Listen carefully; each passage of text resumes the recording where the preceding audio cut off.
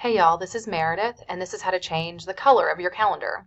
If you're like me and you use the calendar quite a bit and you have lots of different calendars, you're going to want to choose colors that you like and that are not too similar so you can differentiate between your different calendars.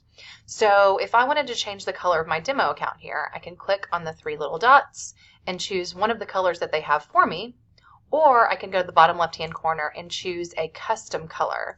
I'm going to just stick with what they've got. So I'm going to go in and choose,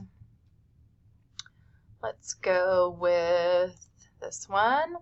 It's a little similar to my campus demo calendar, and so I may need to go in and find something that's not so similar.